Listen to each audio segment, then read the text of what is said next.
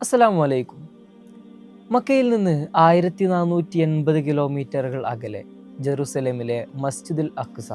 അന്ന് മക്കയിൽ നിന്ന് 2 മാസത്തെ വഴിദൂരമുണ്ട് അവിടേക്ക്. ആ മസ്ജിദുൽ അഖ്സയിലേക്ക് ഒരു രാത്രി തുടങ്ങി അത് അവസാനിക്കും മുൻപ് പ്രവാചകർ സല്ലല്ലാഹു അലൈഹി വസല്ലം തങ്ങൾ എത്തുന്നു. ശേഷം അവിടെ നിന്ന് ഏഴാനാകാശവും കടന്ന് റബ്ബിൻ്റെ സവിധത്തിലേക്ക്. പ്രവാചകർ സല്ലല്ലാഹു അലൈഹി വസല്ലമ തങ്ങളുടെ ജീവിതത്തിലെ ഏറ്റവും വലിയ മുഅ്ജിസത്തുകളിലൊന്നായ ഇസ്രാ മിഅ്റാജിൻ്റെ കഥ, ആ അത്ഭുത രാത്രിയുടെ അതിമനോഹരമായ കഥ, സ്വർഗവും നരകവും മറ്റു പ്രവാചകന്മാരെയും അള്ളാഹുവിനെയും എല്ലാം കാണുന്ന പ്രവാചകർ സല്ലല്ലാഹു അലൈഹി വസല്ലമ തങ്ങളുടെ ആ സുന്ദരമായ രാത്രിയുടെ ആ അതിമനോഹരമായ കഥയിലേക്ക് ഞാൻ നിങ്ങളെ വളരെ സ്നേഹത്തോടെ സ്വാഗതം ചെയ്യുന്നു. നുബുവത്തിൻ്റെ 10-ാം വർഷത്തിന് ശേഷമായിരുന്നു ഈ സംഭവം.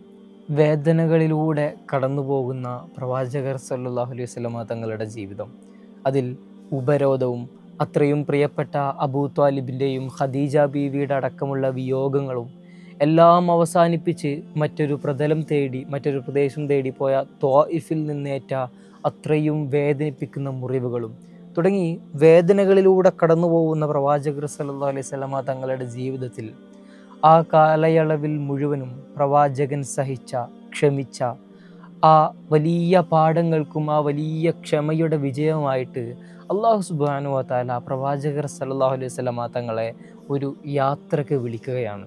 അതും ആകാശലോകം കടന്ന് അള്ളാഹുവിൻ്റെ സവിധത്തിലേക്ക്. പ്രവാചകർ സല്ലല്ലാഹു അലൈഹി വസല്ലമ തങ്ങളുടെ ഇസ്രാ മിഅ്റാജ് കേവലം ഒരു യാത്രക്കപ്പുറത്തേക്ക്. അത് പ്രവാചകർ സല്ലല്ലാഹു അലൈഹി വസല്ലമ തങ്ങൾ ആ കാലയളവിൽ സഹിച്ച വേദനകൾക്കും ആ മുറിവുകൾക്കും ഒക്കെയുള്ള ഒരു പ്രതിഫലനം, അല്ലെങ്കിൽ ആ മുറിവുകളിലുള്ള ഒരു മരുന്ന് പുരട്ടലായിരുന്നു എന്ന് വേണം ചരിത്രം വായിക്കുമ്പോൾ നമുക്ക് മനസ്സിലാകാൻ. പ്രവാചകർ സല്ലല്ലാഹു അലൈഹി വസല്ലമ തങ്ങളുടെ ഈ ജീവിത സബര്യം മുഴുവനും കഥാരൂപേണ അവതരിപ്പിക്കുന്ന നമ്മുടെ പ്രവാചകർ സീരീസിലേക്ക് എല്ലാവരെയും ഞാൻ ഒരിക്കൽ കൂടെ സ്വാഗതം ചെയ്യുകയാണ്. ഇതുവരെ നമ്മൾ ഈ കഥകളിലൂടെ മുഴുവനും കടന്നുപോയി ഇപ്പോൾ ഇവിടെ ഇസ്രാ മിഅ്റാജിൻ്റെ വേളയിൽ എത്തി നിൽക്കുകയാണ്. ഇതിന് മുൻപുള്ള വീഡിയോസൊക്കെ കാണാത്തവർ ആ വീഡിയോസൊക്കെ കണ്ടതിന് ശേഷം ഇവിടേക്ക് എത്തുക എന്ന് സ്നേഹത്തോടെ ഓർമ്മപ്പെടുത്തുക കൂടി ചെയ്യുന്നു. അല്ലാഹു സുബ്ഹാനഹു വ തആല ഈ യാത്രയിലൂടെ പ്രവാചകർ സല്ലല്ലാഹു അലൈഹി വസല്ലമ തങ്ങളോട് പറഞ്ഞു വെക്കുകയാണ്, നബിയെ, മക്കയിലുള്ള മുഴുവൻ ആളുകളും നിങ്ങൾ അവിശ്വസിച്ചാലും അവൾ നിങ്ങളെ തള്ളിപ്പറഞ്ഞാലും ത്വാഇഫിലെ ആളുകൾ ഇതുപോലെ നിങ്ങളെ കൈവെടിഞ്ഞാലും നിങ്ങളെ മുറിവേൽപ്പിച്ചാലും വേദനിപ്പിച്ചാലും ഒന്നും ഒരു പ്രശ്നമില്ല. ആകാശലോകത്ത് അങ്ങേക്കുള്ള, എൻ്റെ പക്കൽ അങ്ങേക്കുള്ള സ്ഥാനം അത് നേരിട്ട് കാണിച്ചു തരാൻ വേണ്ടിയിട്ടാണ് അല്ലാഹു സുബ്ഹാനഹു വ തആല ഈ ഒരു യാത്ര പ്രവാചകർ സല്ലല്ലാഹു അലൈഹി വസല്ലമ തങ്ങൾക്ക് നൽകുന്നത്. അത് ഈ പ്രവാചകർ സല്ലല്ലാഹു അലൈഹി വസല്ലമ തങ്ങൾ ഭൂമിയിൽ അനുഭവിച്ച ആ വേദനകൾക്കെല്ലാമുള്ള ഒരു പ്രതിഫലം എന്നതുകൂടിയായിരുന്നു. പ്രവാചകർ സല്ലല്ലാഹു അലൈഹി വസല്ലമ തങ്ങളുടെ ക്ഷമയുടെയും പ്രതീക്ഷയുടെ ഒക്കെ വിജയമായിരുന്നു അത്. ഇസ്രാ മിഅ്റാജ് കേവലം 2 യാത്രകളാണ്. ഒന്ന് മക്കയിലെ മസ്ജിദുൽ ഹറമിൽ നിന്ന് മസ്ജിദുൽ അഖ്സയിലേക്കുള്ള ഒരു യാത്ര. ആ യാത്രക്കാണ് ഇസ്രാ എന്ന് പറയുന്നത്, അഥവാ നിശാപ്രയാണം, രാത്രി സഞ്ചാരം എന്നാണ് ആ വാക്കിൻ്റെ തന്നെ അർത്ഥം. മിഅ്റാജ് എന്നാൽ കയറ്റം എന്നാണ് അർത്ഥം. അഥവാ മസ്ജിദുൽ അഖ്സയിൽ നിന്ന് പിന്നീട് ഏഴാനാകാശവും കടന്ന് റബ്ബിൻ്റെ അടുത്തേക്കുള്ള മറ്റൊരു യാത്ര. അതാണ് ഈ 2 വാക്കുകളുടെയും വിവക്ഷ. ഈ യാത്രയെപ്പറ്റി പറയുമ്പോൾ തന്നെ ചില ആളുകൾ ഇതിൽ രേഖപ്പെടുത്തിയത് കാണാം. ചിലരെല്ലാം ഇത് സ്വപ്ന ദർശനമായിരുന്നു, ഇത് പ്രവാചകർ സല്ലല്ലാഹു അലൈഹി വസല്ലമ തങ്ങളുടെ കേവലം ഒരു ഉറക്കത്തിൽ നിന്നുള്ള സ്വപ്നം മാത്രമായിരുന്നു എന്ന് പറയുന്നത് കാണാം. പ്രവാചകർ സല്ലല്ലാഹു അലൈഹി വസല്ലമ തങ്ങളുടെ വലിയ മുഅ്ജിസത്തായി എടുത്തു പറയുന്ന, ഖുർആൻ പോലും അത്യധികം ബഹുമാനത്തോടെ സംസാരിക്കുന്ന ആ സംഭവം കേവലം ഒരു സ്വപ്നമായിരുന്നുവെങ്കിൽ അതിൽ പിന്നെ എന്ത് അത്ഭുതമാണുള്ളത് എന്നൊരു ചോദ്യം അവിടെയുണ്ട്. കാരണം പ്രവാചകർ സല്ലല്ലാഹു അലൈഹി വസല്ലമ തങ്ങൾക്ക് ഇതൊരു സ്വപ്നമായിരുന്നുവെങ്കിൽ കേവലം എല്ലാ മനുഷ്യരും ഇതുപോലെയുള്ള പല യാത്രകളും സ്വപ്നം കാണാറുണ്ട്. പ്രവാചകന്മാർ തന്നെ അവർ കാണുന്ന ഒരുപാട് സ്വപ്നങ്ങളെ പറ്റി നബി തന്നെ പറഞ്ഞിട്ടുണ്ട്. കേവലം ഒരു സ്വപ്നം മാത്രമായിരുന്നു അതെങ്കിൽ അതിൽ ഇതിനു മാത്രം അത്ഭുതപ്പെടാനൊന്നുമില്ല. പ്രവാചകന്റെ വലിയ മുഅ്ജിസത്തായി എണ്ണാൻ മാത്രം ഒന്നും കേവലം ഒരു സ്വപ്നത്തിന് ഇതിൽ പങ്കില്ല. മറിച്ച് അത് പ്രവാചകർ സല്ലല്ലാഹു അലൈഹി വസല്ലമ തങ്ങൾ ശാരീരികമായും മാനസികമായും നടത്തിയ ഒരു നിശാപ്രയാണമായിരുന്നു എന്ന് തന്നെയാണ് ഈ ചരിത്രം ഉടനീളം പറഞ്ഞു വെക്കുമ്പോൾ നമുക്കവിടെ ബോധ്യപ്പെടുന്നത്. എന്തിനായിരുന്നു ഈ യാത്ര? പ്രവാചകർ സല്ലല്ലാഹു അലൈഹി വസല്ലമ തങ്ങളെ ഈ യാത്ര കൊണ്ടുപോകുന്നതിൽ അള്ളാഹു അതിൻ്റെ ഉദ്ദേശം തന്നെ വ്യക്തമാക്കുന്നുണ്ട്. ലിയുരിയഹു ആയാത്തിൻ, പ്രവാചകർ സല്ലല്ലാഹു അലൈഹി വസല്ലമ തങ്ങൾക്ക് അള്ളാഹുവിൻ്റെ ദൃഷ്ടാന്തങ്ങൾ കാണിച്ചു കൊടുക്കാൻ, ആകാശ ലോകത്തുള്ള അള്ളാഹുവിൻ്റെ അതിമഹത്തരമായ ദൃഷ്ടാന്തങ്ങൾ പ്രവാചകർ സല്ലല്ലാഹു അലൈഹി വസല്ലമ തങ്ങൾക്ക് കാണിച്ചു കൊടുക്കാനുള്ള ഒരു യാത്രയായിരുന്നു ഇത്. ആ ചരിത്ര കഥയിലേക്ക് കടക്കുന്നതിന് മുൻപ് മറ്റൊരു പ്രധാനപ്പെട്ട കാര്യം സൂചിപ്പിക്കാനുള്ളത്, മക്ക ജീവിതത്തിൽ പ്രവാചകർ സല്ലല്ലാഹു അലൈഹി വസല്ലമ തങ്ങളുടെ ജീവിതത്തിൽ ഏറ്റവും കൂടുതൽ ഹദീസുകൾ ക്രോഡീകരിച്ചതായിട്ട് നമുക്ക് കിതാബുകളിൽ കാണാൻ സാധിക്കുന്ന ഒരു സംഭവം ഇസ്രാ മിഅ്റാജാണ്. ഏറ്റവും കൂടുതൽ ഹദീസുകൾ ഈ സംഭവത്തെ ചുറ്റിപ്പറ്റി രേഖപ്പെടുത്തപ്പെട്ടിട്ടുണ്ട്. അതുകൊണ്ട് തന്നെ അത്രത്തോളം വിശദീകരണങ്ങളും അത്രത്തോളം ഗ്രന്ഥങ്ങളും അതുപോലെ തന്നെ ഈ സംഭവത്തെ വക്രീകരിച്ച് കാണിക്കുന്ന, അല്ലെങ്കിൽ ഈ സംഭവത്തിൽ കൂട്ടിച്ചേർത്തലുകൾ നടത്തിയ ഒരുപാട് സംഭവങ്ങൾ നമുക്കറിയാം. കാലക്രമേണ പിന്നീട് അതിലേക്ക് ചേർത്തപ്പെട്ട ഇല്ലാത്ത ഒരുപാട് കഥകളും ഈ ഇസ്രാ മിഅ്റാജുമായി ബന്ധപ്പെട്ടുകൊണ്ട് പലയിടങ്ങളിലും പല കിതാബുകളും തന്നെ നമുക്ക് കാണാൻ സാധിക്കും എന്നുള്ളത് ഒരു വസ്തുതയാണ്. കാരണം ഇത്രത്തോളം ആധികാരികമായി നടന്ന ഒരു സംഭവത്തിലേക്ക് ഇതുപോലെയുള്ള ചില കൂട്ടിച്ചേർക്കലുകൾ, ചില കഥകളൊക്കെ ഇതുപോലെ പ്രവാചകങ്ങളുടെ ഈ യാത്രയിലേക്ക് കൂട്ടിച്ചേർക്കുന്നതായിട്ട് നമുക്ക് കാണാം. അതെല്ലാം അസംബന്ധമാണെന്നും പ്രവാചകർ സല്ലല്ലാഹു അലൈഹി വസല്ലമ തങ്ങളുടെ ഹദീസ് ഗ്രന്ഥങ്ങളിലും അവിടുത്തെ വിഖ്യാതമായ ഗ്രന്ഥങ്ങളിലും മാത്രം ഉൾക്കൊണ്ടിട്ടുള്ള ചരിത്ര രേഖകളും സംഭവങ്ങളും മാത്രമാണ് നമ്മൾ ഇന്നിവിടെ അവതരിപ്പിക്കുന്നത്. പ്രവാചകർ സല്ലല്ലാഹു അലൈഹി വസല്ലമ തങ്ങൾ ഉമ്മു ഹാനി ബിൻത് അബൂ ത്വാലിബിന്റെ വീട്ടിൽ ഉറങ്ങിക്കിടക്കുകയായിരുന്നു. ആ സമയത്താണ് ജിബ്രീൽ അലൈഹിസ്സലാം അവരുടെ വീട്ടിലേക്ക് വരുന്നത്. അവരുടെ മേൽക്കൂര പൊളിച്ചിട്ടാണ് ജിബ്രീൽ അലൈഹിസ്സലാം ആ വീട്ടിലേക്ക് ഇറങ്ങി വരുന്നത്. ശേഷം പ്രവാചകർ സല്ലല്ലാഹു അലൈഹി വസല്ലമ തങ്ങളെ എടുത്തുകൊണ്ടുപോയി കഅബയുടെ സമീപത്ത് കിടത്തുന്നുണ്ട്. അതല്ല, പ്രവാചകർ സല്ലല്ലാഹു അലൈഹി വസല്ലമ തങ്ങൾ കഅബയുടെ അടുത്ത് തന്നെ കിടന്നുറങ്ങുകയായിരുന്നു എന്നും ചില ഗ്രന്ഥങ്ങൾ നമുക്ക് കാണാൻ സാധിക്കും. അങ്ങനെ കഅബയുടെ സമീപത്തെത്തിയ ശേഷം ജിബ്രീൽ അലൈഹിസ്സലാം പ്രവാചകർ സല്ലല്ലാഹു അലൈഹി വസല്ലമ തങ്ങളെ ഉണർത്തി അവരുടെ നെഞ്ച് പൊളിക്കുകയാണ്. നെഞ്ചു പൊളിച്ച് ഹൃദയം പുറത്തെടുത്ത് അത് സംസം വെള്ളത്തിൽ അത് കഴുകിയെടുക്കുകയും അത് ശുദ്ധീകരിക്കുകയും ഒക്കെ ചെയ്യുന്നു. ശേഷം യഥാസ്ഥാനത്ത് അത് സ്ഥാപിക്കുകയും അവിടെ തുന്നി അത് കൂട്ടിപ്പിടിപ്പിക്കുകയുമാണ്. പ്രവാചകർ സല്ലല്ലാഹു അലൈഹി വസല്ലമ തങ്ങളുടെ ഇതേ സംഭവം പ്രവാചകർ സല്ലല്ലാഹു അലൈഹി വസല്ലമ തങ്ങളെ മുലയൂട്ടുന്ന ആ ചെറുപ്പകാലത്ത് അതിൻ്റെ സംഭവ വികാസങ്ങളൊക്കെ ഇതിൻ്റെ മുൻപ് വീഡിയോകളിലൂടെ പറഞ്ഞ് അവസാനിപ്പിച്ചതാണ്. ഇതുപോലൊരു സംഭവം അവിടെയും നടക്കുന്നുണ്ട്. അന്ന് പ്രവാചകർ സല്ലല്ലാഹു അലൈഹി വസല്ലമ തങ്ങളുടെ ഹൃദയത്തിൽ നിന്ന് ഒരു കറുത്ത ഭാഗം, ശൈത്താനിൻ്റെ ഒരു ഭാഗം, അത് ഹൃദയത്തിൽ നിന്ന് മലക്കുകൾ വന്നിട്ട് എടുത്ത് ഒഴിവാക്കുന്നുണ്ട്. അതേ സംഭവം ഈ അവസരത്തിൽ നടക്കുന്നുണ്ട്. പക്ഷേ ഈ ഒരു ശൈത്താൻ്റെ ഭാഗം മാത്രമാണ് അത് നേരത്തെ ഒഴിവാക്കിയത് കൊണ്ട് അത് പിന്നീട് ശേഷിക്കുന്നില്ല. അങ്ങനെ പ്രവാചകർ സല്ലല്ലാഹു അലൈഹി വസല്ലമ തങ്ങളുടെ ഹൃദയം ഈ സംസം വെള്ളത്തിൽ കഴുകി അത് ഈമാനിൻ്റെ ഏറ്റവും ഉദാത്തമായ ഒരു യാത്രയ്ക്ക് വേണ്ടിയിട്ട് ജിബ്രീൽ അലൈഹിസ്സലാം പ്രവാചകർ സല്ലല്ലാഹു അലൈഹി വസല്ലമ തങ്ങളെ ഒരുക്കുകയാണ്. കേവലം സ്പേസ് യാത്രകൾക്ക് പോലും വർഷങ്ങളുടെ ഒരുക്കങ്ങളും തയ്യാറെടുപ്പുകളൊക്കെ ഉള്ള കാലത്താണ് നമ്മൾ ജീവിക്കുന്നത്. അതുകൊണ്ട് തന്നെ ഇത്രയും വലിയൊരു യാത്രയ്ക്ക് വേണ്ടിയിട്ട് പ്രവാചകർ സല്ലല്ലാഹു അലൈഹി വസല്ലമ തങ്ങളെ ജിബ്രീൽ അലൈഹിസ്സലാം ഈ ഹൃദയം ശുദ്ധീകരണം വഴി ഒരുക്കിയെടുക്കുകയാണ്. കാരണം പ്രവാചകർ സല്ലല്ലാഹു അലൈഹി വസല്ലമ തങ്ങൾ പറയുന്നുണ്ട്, ഞാൻ കണ്ടതെങ്ങാനും നിങ്ങൾ ഒരാൾ കണ്ടിരുന്നുവെങ്കിൽ പിന്നീട് നിങ്ങൾ ജീവിതത്തിൽ അധികം ചിരിക്കുമായിരുന്നില്ല. അത്രത്തോളം ഭീതിതമായ ഒരുപാട് കാഴ്ചകൾ, നരക സ്വർഗ ദർശനമടക്കമുള്ള ഒരുപാട് ഭീതിതമായ കാഴ്ചകൾ ഈ യാത്രയിലുടനീളം പ്രവാചകർ സല്ലല്ലാഹു അലൈഹി വസല്ലമ തങ്ങൾ ദർശിക്കുന്നുണ്ട്.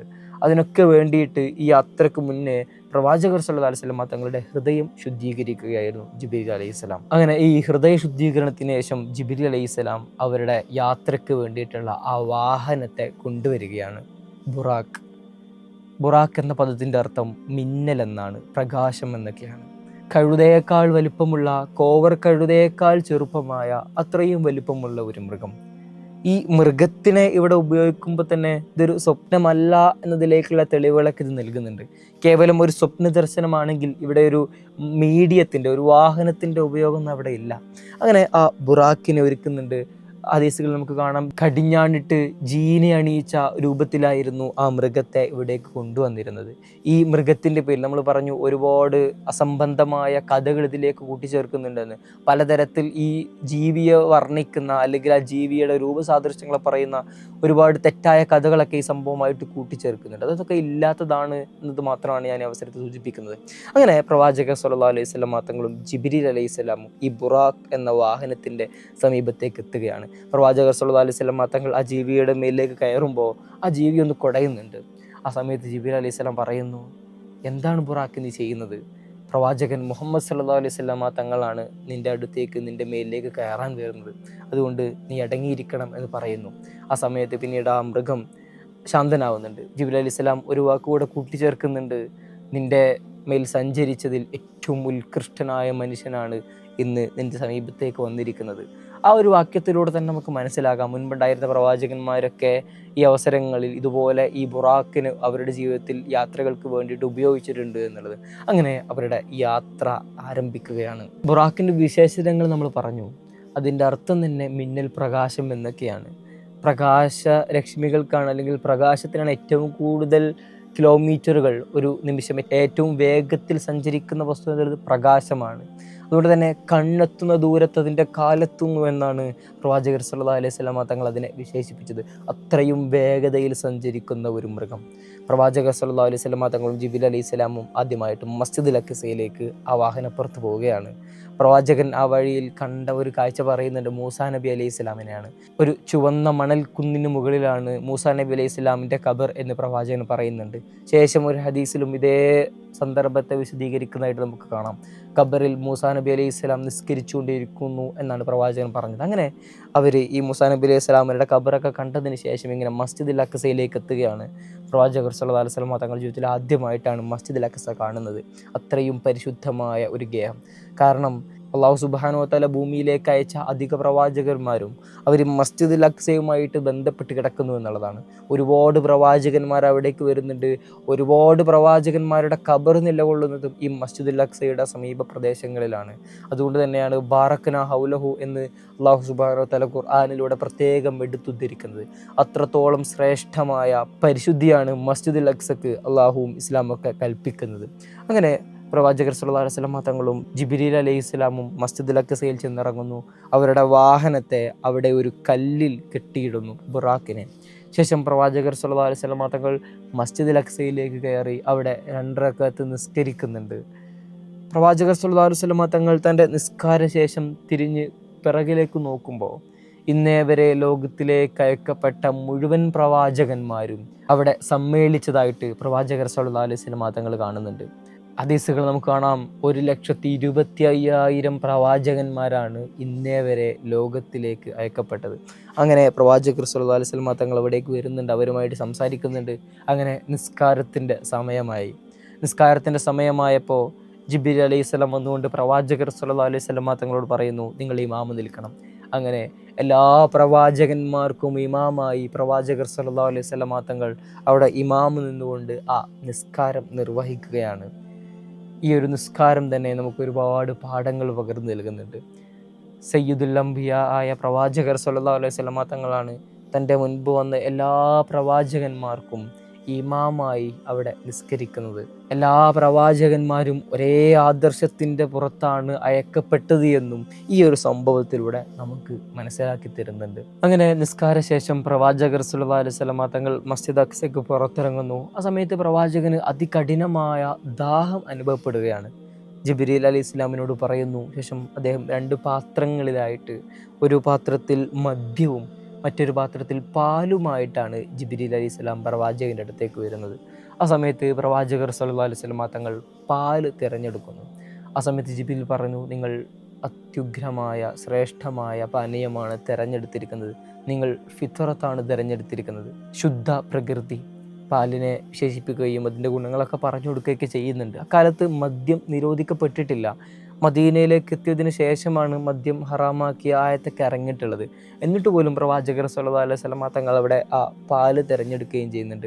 അതിൻ്റെ വിപരീതമായ മദ്യത്തിൻ്റെ, അത് നമ്മുടെ ബുദ്ധിക്ക് മങ്ങലേൽപ്പിക്കുന്ന അതിൻ്റെ വിപത്തുകളെ പറ്റിയൊക്കെയും അവിടെ നമുക്ക് വായിച്ചെടുക്കുകയും ചെയ്യാം. അങ്ങനെ പ്രവാചകർ സല്ലല്ലാഹു അലൈഹി വസല്ലം തങ്ങൾ ആ പാല് കുടിക്കുകയും ദാഹം അകറ്റുകയൊക്കെ ചെയ്യുന്നുണ്ട്. ശേഷം അവരുടെ ഈ യാത്രയുടെ ആദ്യ പകുതി അഥവാ ഇസ്രാ അവിടെ അവസാനിപ്പിക്കുകയാണ്. ശേഷം അവർ ഒരു പാറയ്ക്ക് മുകളിൽ നിന്നുകൊണ്ടാണ് പിന്നീട് ഈ ബുറാക്കിൻ്റെ മുകളിൽ തന്നെ കയറി ആകാശങ്ങളിലേക്കുള്ള യാത്ര തുടരുന്നത്. പലരും ഈ യാത്ര സംഭവിച്ചിട്ടില്ല. പല ഇസ്ലാം വിരോധികൾ അല്ലെങ്കിൽ ഓറിയൻ്റലിസ്റ്റുകളൊക്കെ ഈ യാത്രയെ പറ്റി ഇതിനെതിരെ സംസാരിക്കുന്ന, അവരുടെ വാദങ്ങളൊക്കെ പ്രകടിപ്പിക്കുന്നതായിട്ട് നമുക്ക് കാണാൻ സാധിക്കും. പക്ഷേ ഇബ്നു കസീർ റഹിമഹുല്ലാഹ് റിപ്പോർട്ട് ചെയ്യുന്ന ഒരു ഹദീസിൽ നമുക്കിങ്ങനെ വായിച്ചെടുക്കാം. പ്രവാചകർ സല്ലല്ലാഹു അലൈഹി വസല്ലം തങ്ങൾ ദിഹിയാഉൽ കൽബിയെ, പ്രവാചകൻ്റെ അടുത്ത സ്വഹാബിയായിരുന്നു, അതിസുന്ദരനായിരുന്നു. അക്കാലത്തെ യൂസുഫ് നബി എന്ന് പോലും അറിയപ്പെടുന്ന ആളാണ്. ജിബ്രീൽ അലൈഹിസ്സലാം പലപ്പോഴായിട്ട് പ്രവാചകൻ്റെ അടുത്തേക്ക് വരുമ്പോൾ ഈ ദിഹിയാവുൽ കൽബിയുടെ രൂപത്തിലാണ് പ്രവാചകൻ്റെ അടുത്തേക്ക് വരിക. അത്രയും സുന്ദരനായ സ്വഹാബിയായിരുന്നു. ആ സ്വഹാബിയെ ദൂതനായിക്കൊണ്ട് സീസറിൻ്റെ അടുത്തേക്ക് പ്രവാചകർ സല്ലല്ലാഹു അലൈഹി വസല്ലം തങ്ങൾ അയക്കുന്നുണ്ട്. ആ സമയത്ത് പ്രവാചകർ സല്ലല്ലാഹു അലൈഹി വസല്ലം തങ്ങളുടെ ഈ ആശയങ്ങളും ഇസ്ലാമിനെ പറ്റിയൊക്കെ വായിച്ചതിന് ശേഷം മക്കയിൽ നിന്ന് ഇവിടെ എത്തിയ ആരെങ്കിലും ഉണ്ടോ, ഈ ഇറാഖിൽ ഇവിടേക്ക് എത്തിച്ചേർന്ന ആരെങ്കിലും ഉണ്ടോ എന്ന് സീസർ അന്വേഷിക്കുന്നുണ്ട്. ആ സമയത്ത് അവിടെ അബൂ സുഫിയാൻ ഒരു കച്ചവട ആവശ്യാർത്ഥം അവിടെ എത്തിയിരുന്നു. ഉടനെ അബൂ സുഫിയാനെ ഈ കൊട്ടാരത്തിലേക്ക് വിളിച്ചു വരുത്തുന്നുണ്ട്. സീസർ പറയുന്നുണ്ട്, ഇങ്ങനെ മുഹമ്മദ് സല്ലല്ലാഹു അലൈഹി വസല്ലം തങ്ങളെ പറ്റിക്കൊണ്ട് അവിടെ നിന്നൊരു ദൂതൻ ഞങ്ങളുടെ അടുത്തേക്ക് വന്നിട്ടുണ്ട്. അദ്ദേഹത്തെ പറ്റി അറിയാൻ നിങ്ങൾ നാട്ടുകാരനാണല്ലോ, അവരെ പറ്റി ചോദിക്കാൻ വേണ്ടിയിട്ടാണ് ഞങ്ങൾ വിളിച്ചത്. നിങ്ങൾ ആലോചിച്ച് നോക്കുക, ശത്രുക്കളുടെ നേതാവായ അബൂ സുഫിയാനെയാണ് ഈ പ്രവാചകർ സല്ലല്ലാഹു അലൈഹി വസല്ലം തങ്ങളെ പറ്റി പറയാൻ വേണ്ടിയിട്ട് അന്ന് അവിടെ നാട്ടിൽ നിന്ന് സീസർ വിളിച്ചു വരുത്തുന്നത്. ഇവരുടെ നാട്ടിലേക്ക് കച്ചവട ആവശ്യത്തിന് എത്തിയതായിരുന്നു അബൂ സുഫിയാൻ. ഉടനെ പ്രവാചകർ സല്ലല്ലാഹു അലൈഹി വസല്ലം തങ്ങളെ പറ്റി ചോദിക്കുന്നുണ്ട്. എന്നിട്ട് പറയുന്നു, ഒരിക്കലും കള്ളം പറയരുത്. ഇതെങ്ങാനും കള്ളമാണ് എന്ന് തെളിഞ്ഞു കഴിഞ്ഞാൽ, നിങ്ങൾ പറയുന്നത് ശരിയല്ല എന്നുണ്ടെങ്കിൽ ഇവിടെ വെച്ച് തന്നെ നിങ്ങൾ വധിച്ചു കളയും. അത് തെളിയാൻ എളുപ്പമായിരുന്നു. കാരണം നാട്ടിൽ നിന്ന് മറ്റാളുകളുണ്ട്, അവിടെ ഒരുപാട് ക്രിസ്ത്യൻ പാതിരിമാരിയ്ക്കുന്നുണ്ട്, കൊട്ടാരത്തിലെ മറ്റു പ്രമുഖരായ ആളുകളുണ്ട്. ഇതെങ്ങാനും കളവാണ് അബൂ സുഫിയാൻ പറഞ്ഞതെങ്കിൽ പിന്നീട് മക്കയുമായിട്ടുള്ള കച്ചവട ബന്ധമൊക്കെ തെറ്റും. അതുകൊണ്ട് സത്യം മാത്രമേ ബോധിപ്പിക്കാനുള്ള അവസരം അദ്ദേഹത്തിന് മുന്നിൽ ഉണ്ടായിരുന്നുള്ളൂ. ആ സമയത്ത് പ്രവാചകനെ പറ്റി സീസർ ചോദിക്കുന്നുണ്ട്, ഇദ്ദേഹം ഒരിക്കലെങ്കിലും കള്ളം പറഞ്ഞിട്ടുണ്ടോ? അതിലൊരു പ്രധാനപ്പെട്ട ചോദ്യം അതായിരുന്നു. അബൂ സുഫിയാൻ പറയുന്നുണ്ട്, ഇല്ല. അബൂ സുഫിയാൻ ഒരുപാട് ആലോചിച്ചിട്ട് പറയുന്ന തീരുമാനമാണിത്. മുഹമ്മദ് സല്ലല്ലാഹു അലൈഹി വസല്ലം തങ്ങൾ ഒരിക്കലും കള്ളം പറഞ്ഞിട്ടില്ല. ശത്രുക്കളുടെ നേതാവായ മനുഷ്യനാണ്, അദ്ദേഹത്തിന് സത്യം പറയേണ്ടി വന്നു. പ്രവാചകൻ സല്ലല്ലാഹു അലൈഹി വസല്ലം തങ്ങൾ ഒരിക്കലും കള്ളം പറഞ്ഞിട്ടില്ല. വീണ്ടും അദ്ദേഹം ആലോചിച്ചിങ്ങനെ പറയുന്നുണ്ട്, പക്ഷേ അദ്ദേഹം ഒരിക്കൽ ഒരു കാര്യം പറഞ്ഞിട്ടുണ്ട്. അദ്ദേഹം ഒരു രാത്രി ഈ ഞങ്ങളുടെ മക്കയിൽ നിന്ന് മസ്ജിദുൽ അഖ്സ വരെ പോയി എന്ന് ഒരു ദിവസം പറഞ്ഞിരുന്നു. അദ്ദേഹം ഒരുപാട് ആലോചിച്ച ശേഷം എടുത്തു പറഞ്ഞ മറുപടിയായിരുന്നത്. ആ സമയത്ത് അവിടെ ഉണ്ടായിരുന്ന ക്രിസ്ത്യൻ പാതിരിമാരിൽ ഒരാൾ എഴുന്നേറ്റ് നിന്നിട്ട് സീസറിനോട് പറയുന്നു, അതെ, അത് സത്യമാണ്, എനിക്കറിയാം ആ രാത്രി. സീസറും അവിടെ കൂടിയിരുന്ന ആളുകളൊക്കെ അത്ഭുതപ്പെട്ടു പോകുന്നു, നിങ്ങൾക്ക് എങ്ങനെയാണത് അറിയുന്നത്? ആ പാതിരി പറയുന്നു, ഞാൻ മസ്ജിദുൽ അഖ്സയിൽ അവിടെ ക്രിസ്ത്യൻ അവരുടെ കീഴിലുണ്ടായിരുന്ന സമയമാണത്. അന്ന് എല്ലാ ദിവസവും ഞങ്ങൾ ഉറങ്ങുമ്പോൾ ഈ മസ്ജിദുൽ അഖ്സയുടെ എല്ലാ കവാടങ്ങളും അടച്ചതിന് ശേഷമാണ് രാത്രി ഞങ്ങൾ ഉറങ്ങാൻ വേണ്ടിയിട്ട് മുറിയിലേക്ക് പോകാറ്. പക്ഷേ ഒരു ദിവസം രാത്രി ഞങ്ങൾ ഇതുപോലെ ഉറങ്ങാൻ വേണ്ടിയിട്ട് ഈ മസ്ജിദുൽ അഖ്സയുടെ കവാടങ്ങൾ അടക്കാൻ ശ്രമിക്കുമ്പോൾ ഒരു വാതിൽ മാത്രം എത്ര അടിച്ചിട്ട് ഞങ്ങൾക്ക് അടക്കാൻ കഴിയുന്നില്ല. ശേഷം എൻ്റെ കൂടെ ഉണ്ടായിരുന്ന മുഴുവൻ ആളുകളെയും ഞങ്ങൾ വിളിച്ചു. എല്ലാവരും ശ്രമിച്ചിട്ടും അതിൻ്റെ പ്രധാന കവാടം ഞങ്ങൾക്ക് അടക്കാനേ കഴിഞ്ഞില്ല. അങ്ങനെ ചരിത്രത്തിൽ ആദ്യമായിട്ട് അതിൻ്റെ കവാടം തുറന്നിട്ടുകൊണ്ട് ഞങ്ങളെല്ലാവരും ഉറങ്ങാൻ പോയി. ശേഷം പിറ്റേന്ന് രാവിലെ ഉറക്കമുണർന്ന് അവിടെ എത്തിയപ്പോൾ ഞാൻ കണ്ടു, അവിടുത്തെ പുറത്തെ കല്ലിൽ ഏതോ ഒരു മൃഗത്തിനെ കെട്ടിയിട്ടിരുന്ന പാട് ഞങ്ങൾക്ക് ആ കല്ലിൽ കാണാനായി. രാവിലെ നോക്കിയപ്പോൾ വാതിൽ അടയുന്നുമുണ്ട്, പ്രശ്നമൊന്നുമില്ല. ആ രാത്രിയായിരിക്കണം നിങ്ങൾ ഈ പറഞ്ഞതുപോലെ നിങ്ങളുടെ പ്രവാചകർ സല്ലല്ലാഹു അലൈഹി വസല്ലം തങ്ങളും ഈ ജിബ്രീൽ അലൈഹി ഇസ്ലാമിനും വരികയും ഇതുപോലെ ആ ബുറാക്കിനെ ആ കല്ലിൽ കെട്ടിയിടുകയൊക്കെ ചെയ്ത സംഭവങ്ങളൊക്കെ ക്രിസ്ത്യൻ പാതിരിമാർ പോലും ആ സംഭവത്തെ സാക്ഷ്യപ്പെടുത്തിയതായിട്ട് ഈ ഇബ്നു കസീർ റഹിമഹുല്ലാഹ് റിപ്പോർട്ട് ചെയ്യുന്ന ഹദീസിൽ നമുക്ക് വായിച്ചെടുക്കാം. അതിമനോഹരമായ ആ സംഭവത്തെ ഇവർ പോലും സാക്ഷ്യപ്പെടുത്തുന്ന മുസ്ലിം ശത്രുവായിരുന്ന അബൂ സുഫിയാനാണ് ഈ സാഹചര്യം ഇവിടെ അദ്ദേഹത്തിൻ്റെ വഴിയാണ് അത് എത്തുന്നത് നമ്മളിലേക്ക്. പ്രവാചകർ സല്ലല്ലാഹു അലൈഹി വസല്ലം തങ്ങളുടെ യാത്ര അത്രത്തോളം സത്യസന്ധമായിരുന്നു എന്ന് ഈ സംഭവത്തിലൂടെ മാത്രം നമുക്ക് എന്ത് ചെയ്യാം, വായിച്ചെടുക്കാം. ശേഷം പ്രവാചകർ സല്ലല്ലാഹു അലൈഹി വസല്ലം തങ്ങളും ജിബ്രീൽ അലൈഹി സ്വലാമും അവരുടെ ബുറാക്കിൻ്റെ മുകളിൽ കയറി നിന്നുകൊണ്ട് അവരുടെ വാനലോകത്തിലേക്കുള്ള യാത്ര തുടങ്ങുകയാണ്. ഒരു പാറപ്പുറത്ത് കയറിയിട്ടാണ് അവർ ഈ യാത്ര തുടങ്ങുന്നത്. ആ പാറയാണ് പിന്നീട് ഉമവി ഭരണകാലത്ത് വലീദ് ബിൻ അബ്ദുൽ മലിക്കിൻ്റെ കാലത്ത് പിന്നീട് ഈ പാറ സ്വർണ്ണ നിറത്തിലുള്ള ഒരു കുബ്ബയായി അവിടെ ഒരു പള്ളിയൊക്കെ പണിയുന്നുണ്ട്. കുബ്ബത്ത് സൊഹ്റ എന്ന പേര് നമ്മൾ ഇന്ന് അറിയപ്പെടുന്ന മസ്ജിദുൽ അഖ്സ എന്ന തരത്തിൽ പലരും ചിത്രമായിട്ട് പ്രദർശിപ്പിക്കുന്ന ആ കുബ്ബ, അത് കുബ്ബത്ത് സൊഹ്റയാണ് യഥാർത്ഥത്തിൽ. അതല്ല യഥാർത്ഥത്തിലുള്ള മസ്ജിദുൽ അഖ്സ. അത് പിന്നീട് ഈ വലീദ് ബിൻ അബ്ദുൽ മലിക്കിൻ്റെ കാലത്ത് ഉമവി ഭരണകാലത്ത് ഈ ഒരു ഓർമ്മയ്ക്ക് വേണ്ടിയിട്ട് പണിത പ്രവാചകർ സല്ലല്ലാഹു അലൈഹി വസല്ലം തങ്ങൾ അവരുടെ ആകാശയാത്രയ്ക്ക് വേണ്ടി തുടക്കം കുറിച്ച അത്രയും പവിത്രമാക്കപ്പെട്ട ഒരു പാറ എന്ന നിലക്കാണ് പിന്നീട് ഇത് കുബ്ബത്ത് സൊഹ്റ എന്ന പേരിൽ അത് സ്വർണ്ണ നിറത്തിലുള്ള കുബ്ബയും അവിടെ പള്ളിയൊക്കെ ആയിട്ട് പിന്നീട് അതിൻ്റെ സ്മരണാർത്ഥം പണിയുന്നത്. അങ്ങനെ അവരുടെ ആകാശയാത്രയ്ക്ക് അവിടെ തുടക്കം കുറിക്കുകയാണ്. നമ്മൾ അതിൻ്റെ സയൻറ്റിഫിക് വശങ്ങളിലേക്കൊന്നും ഞാൻ കടക്കുന്നില്ല. ഈ പ്രപഞ്ചത്തിൻ്റെയും ഈ ഭൂമിയുടെയൊക്കെ വലുപ്പം, ഈ അത്രയും വിശാലമായ ശാസ്ത്രലോകത്തിൻ്റെ കണക്കുകൾക്കൊക്കെ അപ്പുറത്തേക്ക് ഈ ഭൂമിയുടെ വലുപ്പം എന്ന് ചിന്തിക്കുന്നത് തന്നെ അത്രയും കണ്ണെത്താ ദൂരത്തോളം പ്രവിശാലമായി പരന്നു കിടക്കുന്ന മരുഭൂമിയിൽ ഒരു മോതിരം വെച്ചാൽ എങ്ങനെയാണോ അതുപോലെയാണ് നമ്മുടെ ഭൂമി. അത്രത്തോളം നമ്മുടെ ബുദ്ധിക്ക് പോലും ഉൾക്കൊള്ളാൻ പറ്റാത്ത അത്രയും അതിവിശാലമായി പരന്നു കിടക്കുന്നതാണ് ഈ പ്രപഞ്ചവും ഇതിൻ്റെ അതിവിശാലമായ ആകാശങ്ങളൊക്കെ. ഇന്ന് സയൻസ് അതിൻ്റെ വളരെ ചെറിയ ശതമാനങ്ങളിലേക്ക് മാത്രമാണ് അതിൻ്റെ പര്യവേഷണങ്ങളൊക്കെ എത്തിയിട്ടുള്ളത്. അതിലും എത്രയോ 100,000 ഇരട്ടി ഇനിയും ബാക്കി കിടക്കുകയാണ് എന്ന് സയൻസ് മാത്രം അത് ബോധ്യപ്പെടുത്തുന്നുണ്ട്. അത്രയും വിശാലമായ ആ ലോകങ്ങളിലേക്കാണ്, അതിൻ്റെ ആകാശ ഉയരങ്ങളിലേക്കാണ് ഈ ബുറാക്കുമായിട്ട് അവർ നിമിഷ നേരം എത്തിപ്പെടുന്നത് എന്ന് നമ്മളിവിടെ കൂട്ടിച്ചേർക്കേണ്ടതുണ്ട്. പ്രവാചകർ സല്ലല്ലാഹു അലൈഹി വസല്ലം തങ്ങളും ജിബ്രീൽ അലൈഹിസ്സലാമും അങ്ങനെ ഒന്നാം ആകാശത്തിൻ്റെ കവാടത്തിൻ്റെ സമീപം എത്തി നിൽക്കുകയാണ്. ജിബ്രീൽ അലൈഹിസ്സലാം അത് തുറക്കാൻ വേണ്ടിയിട്ട് അതിൻ്റെ കവാടങ്ങളിൽ മുട്ടുന്നു. ഉള്ളിൽ നിന്ന് വിളിച്ചു ചോദിക്കുന്നുണ്ട്, ആരാണിത്? ജിബ്രീൽ അലൈഹിസ്സലാം പറയുന്നു, ഞാൻ ജിബ്രീലാണ്. കൂടെ ആരാണുള്ളത്? എൻ്റെ കൂടെ പ്രവാചകനായ മുഹമ്മദ്. അങ്ങനെ വളരെ സന്തോഷത്തോടു കൂടെ പ്രവാചകർ സല്ലല്ലാഹു അലൈഹി വസല്ലം തങ്ങൾക്ക് വേണ്ടിയിട്ട് ആ ഒന്നാം ആകാശത്തിൻ്റെ കവാടങ്ങൾ തുറക്കപ്പെടുകയാണ്. പ്രവാചകർ സല്ലല്ലാഹു അലൈഹി വസല്ലം തങ്ങളും ജിബ്രീൽ അലൈഹിസ്സലാമും ആ ഒന്നാം ആകാശത്തേക്ക് പ്രവേശിക്കുന്നു. ഒന്നാം ആകാശത്ത് ഈ പ്രവാചകന് വേണ്ടിയിട്ട് കാത്തിരിക്കുന്നത് ആദ്യ മനുഷ്യനായ, ആദ്യത്തെ പ്രവാചകനായ ആദം നബി അലൈഹിസ്സലാമാണ്. പ്രവാചകർ സല്ലല്ലാഹു അലൈഹി വസല്ലം തങ്ങളും അവർ സലാം പറയുന്നു. ജിബ്രീൽ അലൈഹിസ്സലാം പറയുന്നുണ്ട്, ഇത് നിങ്ങളുടെ ആദ്യ പിതാവായ ആദം നബി അലൈഹിസ്സലാമാണ്, അദ്ദേഹത്തോട് സലാം പറയൂ. പ്രവാചകർ സല്ലല്ലാഹു അലൈഹി വസല്ലം തങ്ങൾ സലാം പറയുന്നു. അങ്ങനെ അവർ സലാം മടക്കുകയും അവരുടെ സംസാരങ്ങളിലേക്ക് ഏർപ്പെടുന്നുണ്ട്. ശേഷം ആദം നബി അലൈഹിസ്സലാം പ്രവാചകർ സല്ലല്ലാഹു അലൈഹി വസല്ലം തങ്ങളുടെ വലതുഭാഗത്തേക്ക് നോക്കുന്നുണ്ട്. ആ സമയത്ത് അദ്ദേഹം പുഞ്ചിരിക്കുകയും ശേഷം ഇടതുഭാഗത്തേക്ക് നോക്കുകയും ചെയ്യുന്നുണ്ട്. ആ സമയത്ത് അദ്ദേഹം കരയുകയും ചെയ്യുന്നുണ്ട്. അവർക്ക് അതിനുള്ള വിശദീകരണം നൽകുന്നു. വലതുഭാഗത്ത് സ്വർഗാവകാശികളായ നന്മ ചെയ്യുന്ന നല്ല ആളുകളെയാണ് കണ്ടത് എന്നും, ശേഷം ഇടതുഭാഗത്തേക്ക് നോക്കിയപ്പോൾ നരകാവകാശികളായ ആളുകളെയാണ് കണ്ടത് എന്നും, അവിടെ ഭാവിയാണ് യഥാർത്ഥത്തിൽ അല്ലാഹു സുബ്ഹാനഹു വ തആല അവിടേക്ക് കാണിച്ചു കൊടുക്കുന്നത്. തൻ്റെ മക്കളായ സത്യവിശ്വാസികളെയും ദുർവിശ്വാസികളെയൊക്കെയാണ് ആദം നബി അലൈഹി ഇസ്ലാമിന് അള്ളാഹു കാണിച്ചു കൊടുക്കുന്നത്. അങ്ങനെ ആദം നബി അലൈഹി ഇസ്ലാമിനായിട്ടുള്ള സംസാരവും അവരുടെ ആ സലാം പറയലും ആ കൂടലിനും പിരിയലിനും ഒക്കെ ശേഷം അവർ രണ്ടാം ആകാശത്തിലേക്ക് കടക്കുകയാണ്. രണ്ടാം ആകാശത്ത് ഇവന് വേണ്ടി കാത്തിരുന്നത് ഈസാ നബി അലൈഹി ഇസ്ലാമും യഹിയ നബി അലൈഹി ഇസ്ലാമും ആയിരുന്നു. ഈസാ നബി അലൈഹി ഇസ്ലാം കാലത്ത് ജീവിച്ചിരിക്കുന്ന ഇന്നും ജീവിച്ചിരിക്കുന്ന പ്രവാചകനാണ്. അങ്ങനെ ഈസാ നബി അലൈഹി ഇസ്ലാമിനെ കാണുന്നു.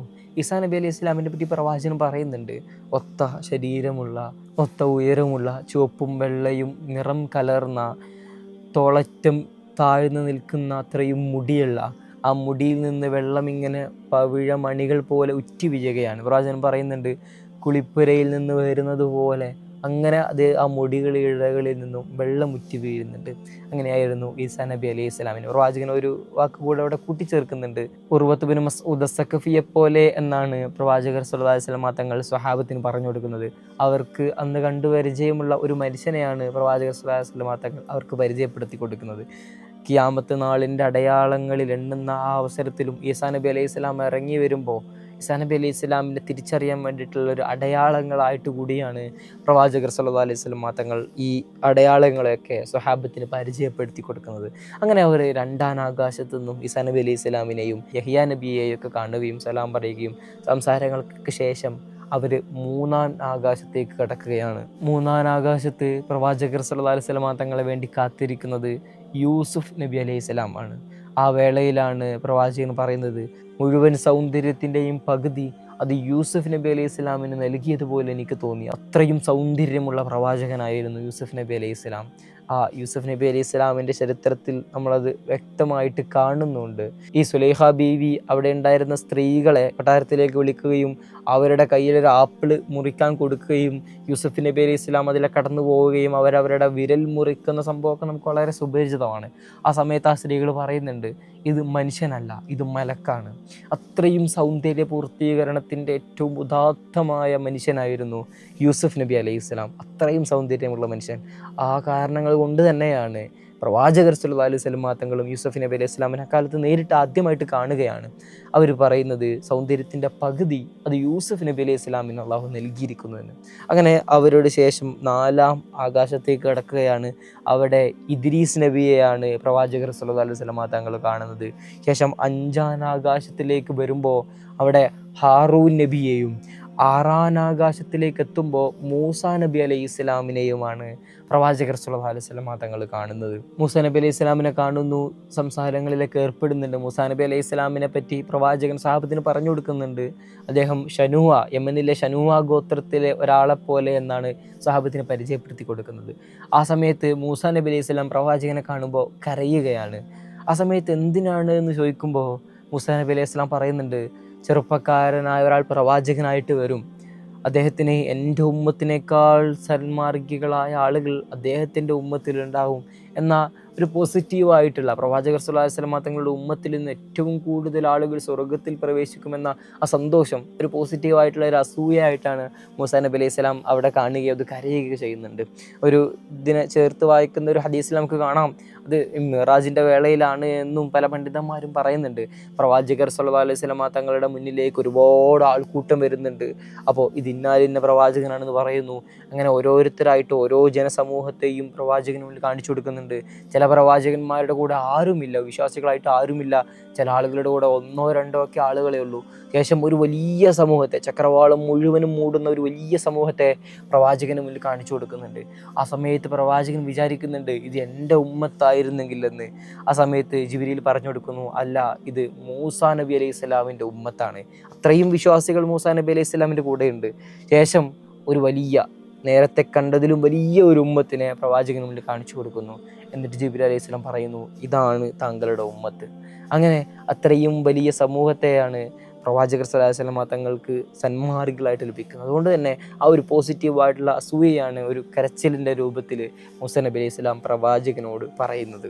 അങ്ങനെ അവരതിന് ശേഷം 7-ാം ആകാശത്തിലേക്ക് കടക്കുന്നു. 7-ാം ആകാശത്തിൽ അവർക്ക് വേണ്ടി കാത്തിരിക്കുന്നത് ഇബ്രാഹിം നബി അലൈഹി സ്വലാമാണ്. ബൈത്തുൽ മഅ്മൂറിലേക്ക് ചാരിയിരിക്കുന്ന ഇബ്രാഹിം നബി അലൈഹി സ്വലാമിനെയാണ് അവർ കാണുന്നത്. ഇബ്രാഹിം നബി അലൈഹി സ്വലാമിനെ കണ്ടപ്പോൾ ജിബ്രീൽ അലൈഹി സ്വലാം പരിചയപ്പെടുത്തി കൊടുക്കുന്നുണ്ട്, ഇത് നിങ്ങളുടെ പിതാവാണ്, നിങ്ങളുടെ ആദർശ പിതാവാണ്, അദ്ദേഹത്തിന് വേണ്ടി സലാം പറയൂ എന്നൊക്കെ പറയുന്നു. ശേഷം ഇബ്രാഹിം നബി അലൈഹി സ്വലാം പറയുന്നുണ്ട്, നിങ്ങളുടെ ഉമ്മത്തിന് വേണ്ടിയിട്ട് എന്ത് ചെയ്യണം, എൻ്റെ സലാം നിങ്ങൾ അറിയിക്കണം. അങ്ങനെ ആ സലാം പറയുന്നു. പ്രവാചകർ സല്ലല്ലാഹു അലൈഹി വസല്ലം തങ്ങളുമായിട്ട് വലിയ രൂപസാദൃശ്യം ഇബ്രാഹിം നബി അലൈഹി സ്വലാമിന് ഉണ്ടായിരുന്നു എന്നുള്ളതാണ് ചരിത്ര സത്യം. അങ്ങനെ ഈ ബൈത്തുൽ മഅ്മൂറിനോട് ചാരിയിരിക്കുന്നതായിട്ടാണ് ഇവർ ഇബ്രാഹിം നബി അലൈഹി സ്വലാമിനെ കാണുന്നത്. എന്താണ് ബൈത്തുൽ മഅ്മൂർ? ആ രാത്രിയിൽ കണ്ട വലിയ അത്ഭുതങ്ങളിലൊന്നാണ് ബൈത്തുൽ മഅ്മൂർ. ആകാശ ലോകത്തുള്ള കഅബയാണ് ബൈത്തുൽ മഅ്മൂർ എന്ന് വിശേഷിപ്പിക്കുന്നത്. ചരിത്ര ഗ്രന്ഥങ്ങളിലും ഹദീസ് ഗ്രന്ഥങ്ങളിലും പ്രവാചകൻ പറയുന്നതായിട്ടൊക്കെ നമുക്ക് കാണാം, ഭൂമിയിൽ കഅബയുള്ളതുപോലെ ആകാശ ലോകത്തുള്ള കഅബയാണത്. ഈ ഭൂമിയിലുള്ള കഅബയുടെ നേരെ മുകളിലാണ് ബൈത്തുൽ മഅ്മൂർ സ്ഥിതി ചെയ്യുന്നത്. അഥവാ ബൈത്തുൽ മഅ്മൂർ എങ്ങാനും താഴേക്ക് പതിക്കുകയാണെങ്കിൽ അത് നേരെ വന്ന് പതിക്കുന്നത് കഅബയുടെ മുകളിലായിരിക്കും. അത്രത്തോളം നേർ സാക്ഷ്യത്തിലാണ് അവ രണ്ടും നിലകൊള്ളുന്നത്. പ്രവാചകൻ പറയുന്നുണ്ട്, സൃഷ്ടിപ്പ് നടത്തിയ അന്നു മുതൽ ഓരോ ദിവസവും 70,000 മലക്കുകളാണ് ഓരോ ദിവസവും അതിനെ പ്രദക്ഷിണം ചെയ്യുന്നത്, അതിനെ തവാഫ് ചെയ്യുന്നത്, അവരുടെ ഉംറയും ഹജ്ജൊക്കെ നിർവഹിക്കുന്നത്. ഒരിക്കൽ അവിടേക്ക് കയറിയ മലക്കുകൾ പിന്നീട് അവിടേക്ക് കയറുന്നില്ല. അങ്ങനെ ഓരോ ദിവസവും ഇന്നും അത് തുറന്നുകൊണ്ടിരിക്കുകയാണ്. ഓരോ ദിവസവും 70,000 മലക്കുകളാണ് ഈ ബൈത്തുൽ മഅ്മൂറിനെ പ്രദക്ഷിണം ചെയ്യുന്നത്. അപ്പോൾ അത്രത്തോളം എണ്ണം മലക്കുകൾ ഉണ്ട് എന്ന് നമുക്ക് വെറുതെ ഒന്ന് ചിന്തിച്ചാൽ മനസ്സിലാവും. ഇന്നും ഒരു പ്രാവശ്യം അവിടേക്ക് കയറിയവർക്ക് വീണ്ടും പ്രവേശനമില്ല. സൃഷ്ടിപ്പ് നടത്തിയ അന്ന് മുതൽ ഓരോ ദിവസവും 70,000 മലക്കുകൾ അവിടെ പ്രദക്ഷിണം ചെയ്തുകൊണ്ടിരിക്കുകയാണ്. ഒരു ദിവസം കയറിയാൽ പിന്നെ അടുത്ത ഒരു ടീമിനാണ് അവിടേക്ക് പ്രവേശനം. ഇന്നും അത് തുടർന്നുകൊണ്ടിരിക്കുന്നു. അത്രത്തോളം മലക്കുകളുടെ എണ്ണം ഭൂമിയിലുണ്ട് എന്ന് ഈ സംഭവത്തിലൂടെ മാത്രം നമുക്ക് ബോധ്യപ്പെടുത്തി തരും. പ്രവാചകർ സ്വല്ലല്ലാഹു അലൈഹി വസല്ലം തങ്ങൾ പറയുന്നുണ്ട്, വാനലോകത്ത് മലക്കുകളുടെ ഇടം ഒരു ഇഞ്ച് ഇടം പോലും ഇല്ല, അതവിടെ എല്ലാം മലക്കുകൾ തിങ്ങി നിൽക്കുന്നതായിട്ട് പ്രവാചകർ സ്വല്ലല്ലാഹു അലൈഹി വസല്ലം തങ്ങൾ സാക്ഷ്യപ്പെടുത്തുന്നുണ്ട്. പിന്നീട് എന്തുകൊണ്ടാണ് ഈ ഇബ്രാഹിം നബി അലൈഹി ഇസ്ലാമിന് ഈ ബൈത്തുൽ മഅ്മൂറിൻ്റെ അടുത്ത് സ്ഥാനം എന്നുള്ളത് നമുക്ക് വെറുതെ ചിന്തിച്ചാൽ മനസ്സിലാകുന്ന കാര്യമാണ്. കാരണം ഭൂമിയിൽ അല്ലാഹു സുബ്ഹാനഹു വ തആല കഅബ പണിയാൻ ഏൽപ്പിച്ചത് ഇബ്രാഹിം നബി അലൈഹി ഇസ്ലാമിനെയാണ്. ആ കഅബ പണിതതിൻ്റെ ഭൂലോകത്ത് ആദ്യമായിട്ട് അള്ളാഹുവിനെ ആരാധിക്കാൻ വേണ്ടി പണിത ഭവനമാണ് കഅബാലയം. ആ പണിത അതിൻ്റെ ഏറ്റവും വലിയ പ്രതിഫലം എന്നോളം തന്നെയാണ് ഈ ബൈത്തുൽ മഅ്മൂറിൻ്റെ അടുത്തുള്ള സ്ഥാനം അള്ളാഹു സുബ്ഹാനഹു വ തആല ഇബ്രാഹിം നബി അലൈഹി സ്വലാമിന് തന്നെ നൽകുന്നത്. വാനലോകത്തും ഇബ്രാഹിം നബി അലൈഹി സ്വലാം ബൈത്തുൽ മഅ്മൂറിൻ്റെ സമീപത്ത് പ്രവാചകൻ എത്തുമ്പോൾ ബൈത്തുൽ മഅ്മൂറിനോട് ചാരിയിരിക്കുന്ന നിലയിലാണ് ഇബ്രാഹിം നബി അലൈഹി സ്വലാമിനെ കാണുന്നതും. അങ്ങനെ ഈ ഒരു 7 ആകാശങ്ങളിൽ നിന്ന് ഇത്രയും പ്രവാചകർ സ്വല്ലല്ലാഹു അലൈഹി വസല്ലം തങ്ങൾ കാണുന്നുണ്ട്. ചരിത്രത്തിൽ നമുക്ക് കാണാം എന്തുകൊണ്ടാണ് ഈ പ്രവാചകർ സ്വല്ലല്ലാഹു അലൈഹി വസല്ലം തങ്ങൾ കണ്ടത്. മറിച്ച് ഇതിലേറെ ശ്രേഷ്ഠരായ എത്രയോ പ്രവാചകന്മാർ, നൂഹ് നബി അവിടെയുണ്ട്, സുലൈമാൻ നബി അലൈഹി സ്വലാം അവിടെയുണ്ട്, ഉലുൽ അസ്മിൽപ്പെട്ട എത്രയോ പ്രവാചകന്മാർ തന്നെ പുറത്തുണ്ട്. അവരെയൊന്നും കാണാതെ ഈ ആളുകളെ എന്തിനാണ് അള്ളാഹു സുബ്ഹാനഹു വ തആല പ്രത്യേകം തെരഞ്ഞെടുത്ത് പ്രവാചകനുമായിട്ട് ഈ ആകാശങ്ങളിൽ നിന്നുള്ള ഒരു കൂടിക്കാഴ്ച നടത്തി എന്നുള്ളതിന് വളരെ വലിയ പാഠമുണ്ട്. കാരണം പ്രവാചകർ സ്വല്ലല്ലാഹു അലൈഹി വസല്ലം തങ്ങളുടെ ജീവിതവുമായി അത്രത്തോളം ബന്ധപ്പെട്ട് കിടക്കുന്ന പ്രവാചകന്മാരാണ് ഇവിടെ മുഴുവനുള്ളത്. മാത്രമല്ല പ്രവാചകർ സ്വല്ലല്ലാഹു അലൈഹി വസല്ലം തങ്ങൾ ഇതുപോലെ വേദനകളിലൂടെ കടന്നു പോകുന്ന ഒരു സാഹചര്യത്തിലാണ് അള്ളാഹു സുബ്ഹാനഹു വ തആല പ്രവാചകർ സ്വല്ലല്ലാഹു അലൈഹി വസല്ലം തങ്ങളെ ഈ ആകാശയാത്രയ്ക്ക് കൊണ്ടുപോകുന്നത്. അതുകൊണ്ട് തന്നെ ഇവരുടെ പാഠങ്ങൾ, ഇവരുടെ ജീവിത പാഠങ്ങളാണ് ഈ ഒരു രംഗങ്ങളിലൂടെ മുഴുവൻ അല്ലാഹു സുബ്ഹാനഹു വ തആല ആവിഷ്കരിക്കുന്നത്. ഖുർആനിലൂടെ പ്രവാചകർ സ്വല്ലല്ലാഹു അലൈഹി വസല്ലം തങ്ങൾക്ക് ഓരോ ചരിത്ര കഥകളും അള്ളാഹു പറഞ്ഞു കൊടുക്കുന്നത് തന്നെ ആത്മീയമായിട്ടുള്ള കരുത്തു പകരാനാണ്. ആദ്യമായിട്ട് 1-ാം ആകാശത്ത് നിന്ന് കാണുന്നത് ആദം നബി അലൈഹി സ്വലാമിനെയാണ്. എന്താണ് ആദം നബി അലൈഹി സ്വലാമിൻ്റെ പ്രത്യേകത? ആദം നബി അലൈഹി സ്വലാമിനെ ആദ്യമായിട്ട് സ്വർഗത്തിൽ പ്രവേശിപ്പിക്കുകയും അവിടെ നിന്ന് സ്വർഗത്തിൽ നിന്ന് പുറത്താക്കുകയും പിന്നീട് ആ സ്വർഗത്തിലേക്ക് തിരിച്ചെത്തുകയും ചെയ്യുന്നു. പ്രവാചകർ സ്വല്ലല്ലാഹു അലൈഹി വസല്ലം തങ്ങളുടെ ജീവിതത്തെ സംബന്ധിച്ചിടത്തോളം മക്ക ജീവിതവും, ആ മക്കയിൽ നിന്ന് പ്രവാചകർ സ്വല്ലല്ലാഹു അലൈഹി വസല്ലം തങ്ങൾ ഇനി പുറത്താക്കപ്പെടാൻ പോവുകയാണ് എന്നും ശേഷം ആ മക്കയിലേക്ക് തന്നെ അങ്ങ് തിരിച്ചു വരുമെന്നുള്ള ഒരു പാഠം ഈ ആദം നബി അലൈഹി സ്വലാമിനെ കാണിക്കുന്നതിലൂടെ അല്ലാഹു സുബ്ഹാനഹു വ തആല പ്രവാചകർ സ്വല്ലല്ലാഹു അലൈഹി വസല്ലം തങ്ങൾക്ക് നൽകുകയാണ്. ശേഷം പ്രവാചകൻ കാണുന്നത് ഈസാ നബി അലൈഹി സ്വലാമിനെയും യഹ്യാ നബി അലൈഹി സ്വലാമിനെയാണ്. ഏകദേശം ഒരേ കാലക്രമേണ ജീവിച്ചിരുന്ന 2 പ്രവാചകന്മാരായിരുന്നു അവർ. എന്തിനായിരുന്നു അവരെ കാണിച്ചു കൊടുത്തത്? ഈസാ നബി അലൈഹി സ്വലാമും യഹ്യാ നബി അലൈഹി സ്വലാം അത്രത്തോളം വധശ്രമങ്ങളിലൂടെ കടന്നുപോയവരാണ്. യഹ്യാ നബി അലൈഹി സ്വലാമിനെ ആ സമൂഹം വധിച്ചു കളയുകയാണ്. ഈസാ നബി അലൈഹി സ്വലാമിനെ കുരിശിലേറ്റാൻ തുടങ്ങിയപ്പോഴാണ് അല്ലാഹു സുബ്ഹാനഹു വ തആല ഈസാ നബി അലൈഹി സ്വലാമിനെ ആകാശത്തിലേക്ക് ഉയർത്തിക്കൊണ്ടുപോയത്. പ്രവാചകർ സ്വല്ലല്ലാഹു അലൈഹി വസല്ലം തങ്ങൾ ഇതുപോലെ ഒരു സാഹചര്യത്തിലൂടെയാണ് കടന്നു പോകുന്നത്. പ്രവാചകർ സ്വല്ലല്ലാഹു അലൈഹി വസല്ലം തങ്ങൾക്കെതിരെ 10-ലധികം വധശ്രമങ്ങൾ നടന്നു എന്നാണ് ചരിത്രം നമ്മൾ വായിച്ചെടുക്കുന്നത്. അങ്ങനെ ജീവിത സാഹചര്യങ്ങളിലൂടെ പോകുമ്പോൾ ഈ ഈസാ നബി അലൈഹി സ്വലാമും യഹ്യാ നബി അലൈഹി സ്വലാമും അവരുടെ ജീവിത സാഹചര്യങ്ങളും അവരുടെ ചരിത്രമൊക്കെ പ്രവാചകന് ആത്മീയമായും ശാരീരികമായും ഒരു ഉണർവ് നൽകും എന്നതായിരുന്നു ഈ 2-ാം ആകാശത്ത് വെച്ചുകൊണ്ട് ഈസാ നബി അലൈഹി സ്വലാമിനെയും യഹ്യാ നബിയെയും തിരഞ്ഞെടുത്തതിലുള്ള ഒരു കാരണം. 3-ാം ആകാശത്ത് വെച്ചുകൊണ്ട് പ്രവാചകർ സ്വല്ലല്ലാഹു അലൈഹി വസല്ലം തങ്ങൾ കാണുന്നത് യൂസുഫ് നബി അലൈഹി സ്വലാമിനെയാണ്. വളരെ സുപരിചിതമാണ്. നമ്മൾ കഴിഞ്ഞ വീഡിയോകളിലൂടെയൊക്കെ ചർച്ച ചെയ്തതായിരുന്നു എന്തുകൊണ്ട് യൂസുഫ് നബി അലൈഹി സ്വലാമും ആ യൂസുഫ് സൂറത്തിൻ്റെ അവതീർണമൊക്കെ നമ്മൾ കഴിഞ്ഞ കഥകളിലൂടെ പറഞ്ഞതാണ്. എന്തുകൊണ്ടാണ് യൂസുഫ് നബി അലൈഹി സ്വലാമിനെ കണ്ടത് എന്ന് അധികം വിശദീകരിക്കുന്നില്ല. യൂസുഫ് നബി അലൈഹി സ്വലാം ഇതുപോലെ സ്വന്തം കുടുംബക്കാർ വഴിയാണ് അവരുടെ ജന്മനാട്ടിൽ നിന്ന് അട്ടിയോടിക്കപ്പെടുന്നത്. സ്വന്തം സഹോദരങ്ങളാൽ അവിടെ നിന്ന് സ്വന്തം നാട് വിട്ടു പോവേണ്ടി വരികയാണ്. അവിടെ നിന്ന് അടിമയായിട്ട് അവർ ഈജിപ്തിലേക്ക് എത്തുന്നു. ഈജിപ്തിൽ അവർ അടിമയായിട്ട് ജീവിക്കുകയാണ്. ശേഷം അവിടെ ആ ഈജിപ്തിൽ തന്നെ ഭരണാധികാരിയായിട്ട് അവർ സ്വന്തം നാട്ടിലേക്ക് തിരിച്ചു വരികയും ആ സ്വന്തം കുടുംബക്കാരോട് എല്ലാവരോടും ക്ഷമിക്കുന്ന, അവർക്ക് ക്ഷമാപൂർവ്വം പുറത്തു കൊടുക്കുന്ന യൂസുഫ് നബി അലൈഹി സ്വലാമിനെ കാണുന്നുണ്ട്. ഫത്ഹ് മക്കയുടെ വേളയിലും അതേ വാക്യമാണ് പ്രവാചകൻ പറഞ്ഞു വെക്കുന്നത്. എൻ്റെ സഹോദരൻ യൂസുഫ് പറഞ്ഞത് എന്താണോ അതേ എനിക്കൊന്നും പറയാനുള്ളൂ. അതുപോലെ തന്നെയാണ് സ്വന്തം കുടുംബക്കാരാലാണ് പ്രവാചകർ സ്വല്ലല്ലാഹു അലൈഹി വസല്ലം തങ്ങൾ മക്കയിൽ നിന്ന് ആട്ടിയോടിക്കപ്പെടുന്നത്. അതേ മക്കയിലേക്ക് മദീനയിൽ പോയതിനു ശേഷം രാജാധികാരം നേടി ഏറ്റവും അറേബ്യയുടെ ഭരണാധികാരിയായിട്ടാണ് പ്രവാചകർ സ്വല്ലല്ലാഹു അലൈഹി വസല്ലം തങ്ങൾ തിരിച്ച് മക്കയിലേക്ക് വരുന്നത്. അതേ അവസരത്തിൽ പ്രവാചകൻ പറയുന്നത് നിങ്ങൾക്കൊരു പ്രതികാരവുമില്ല. എൻ്റെ സഹോദരൻ യൂസുഫ് എന്താണോ ചെയ്തത് അതുപോലെയാണ് ഞാൻ നിങ്ങളോടും പെരുമാറുന്നത്. നിങ്ങൾക്ക് എല്ലാവർക്കും പുറത്തു തന്നിരിക്കുന്നു. നിങ്ങൾക്ക് അബൂ സുഫിയാൻ്റെ വീട്ടിലേക്ക് ചെല്ലാം, നിങ്ങളുടെ സ്വന്തം വീടുകളിലേക്കാം, നിങ്ങളെല്ലാവരും ഇന്ന് സുരക്ഷിതരാണ് എന്ന ഫത്ഹ് മക്കയുടെ ഏറ്റവും മനോഹരമായ പാഠങ്ങളുണ്ട് അവിടെ. നമ്മൾ അതിലേക്കൊന്നും കടക്കുന്നില്ല. പ്രവാചകർ സ്വല്ലല്ലാഹു അലൈഹി വസല്ലം തങ്ങളുടെ ചരിത്രത്തിൽ ഏറ്റവും മനോഹരമായ ഏടുകളിൽ ഒന്നത് ഫത്ഹ് മക്ക തന്നെയായിരുന്നു.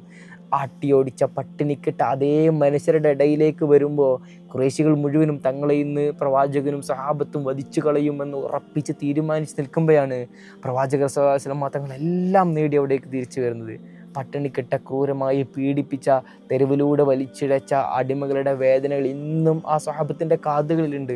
അതേ മനുഷ്യരുടെ മുന്നിലേക്കാണ് പ്രവാചകനും അനുചരനും വരുന്നത്. എന്നിട്ട് പറയുന്നു, നിങ്ങൾ പൂർണ്ണ സുരക്ഷിതരാണ്, നിങ്ങൾ തിരിച്ചുപോയി നിങ്ങളുടെ വീട്ടിൽ നിലകൊള്ളുക എന്ന് പറയുന്നിടത്ത് ഒരു മനോഹരമായ മധുര പ്രതികാരമാണ് പ്രവാചകൻ ചെയ്യുന്നത്.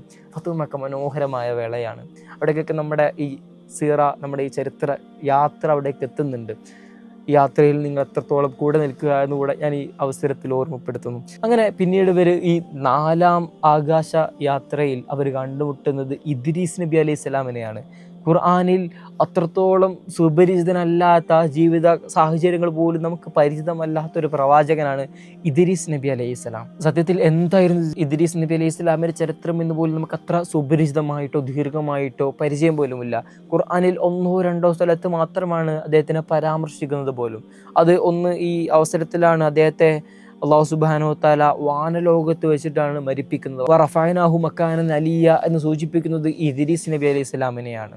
ഈ അവസരത്തിൽ പ്രവാചകർ സ്വല്ലല്ലാഹു അലൈഹി വസല്ലം തങ്ങളെ ഈ ഇദ്രീസ് നബി അലൈഹി സ്വലാമിന് കാണിച്ചു കൊടുക്കുന്നത് ഇതേ ഒരു കോണ്ടെക്സ്റ്റ് വഴിയാണ്. പ്രവാചകർ സ്വല്ലല്ലാഹു അലൈഹി വസല്ലം തങ്ങളോട് അള്ളാഹു പറയുന്നുണ്ട് വറഫഅനാ ലക ദിക്റക എന്ന് സൂചിപ്പിക്കുന്ന അതേ അവസരത്തിലാണ് രണ്ടുപേരുടെയും ഈ ഉന്നതമായ സ്ഥാനങ്ങളാണ് ഈ ഒരു 4-ാം ആകാശത്ത് ഇദ്രീസ് നബി അലൈഹി സ്വലാമിനെ വെച്ച് കാണിച്ചു കൊടുക്കുന്നതോടെ അതിലൂടെ വ്യക്തമാകുന്നത്. 5-ാം ആകാശത്ത് വെച്ചുകൊണ്ട് ഹാറൂൻ നബി അലൈഹി സ്വലാമിനെയും 6-ാം ആകാശത്ത് വെച്ചുകൊണ്ട് മൂസാ നബി അലൈഹി സ്വലാമിനെയും അള്ളാഹു സുബ്ഹാനഹു വതആല കാണിച്ചു കൊടുക്കുന്നുണ്ട്. അതിന് പിന്നിലും മനോഹരമായ യുക്തിയുണ്ട്.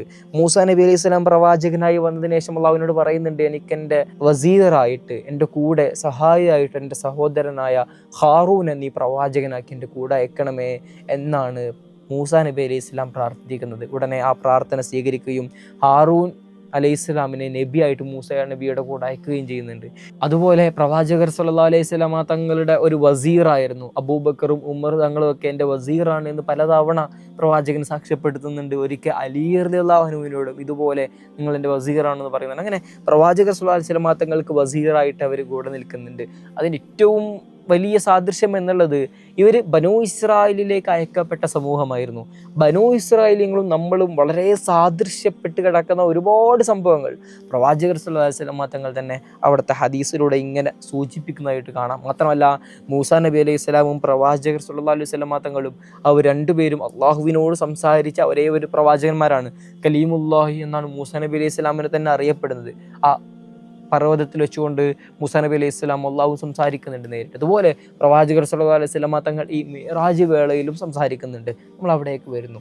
ഇങ്ങനെ രണ്ടുപേരും ഒരുപാട് സാദൃശ്യം, ആ പ്രവാചകന്മാരും സാദൃശ്യമുണ്ട്, അവർ നമ്മുടെ ഉമ്മത്തുമായിട്ട് തന്നെ പല സാദൃശ്യപ്പെട്ട് കിടക്കുന്നത് നമുക്ക് ചരിത്ര ഗ്രന്ഥങ്ങളിൽ മുഴുവനും വായിച്ചെടുക്കാം.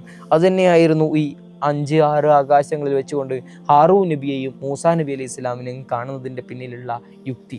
7-ാം ആകാശത്ത് വെച്ചുകൊണ്ട് ഇബ്രാഹിം നബി അലൈഹി സ്വലാമിനെ കാണും. നമ്മൾ പറഞ്ഞു മില്ലത്ത് ഇബ്രാഹിമാണ് നമ്മൾ പിന്തുടരുന്നത് തന്നെ. ആ നമ്മുടെ ആദർശ പിതാവാണ് ഇബ്രാഹിം നബി അലൈഹി സ്വലാം.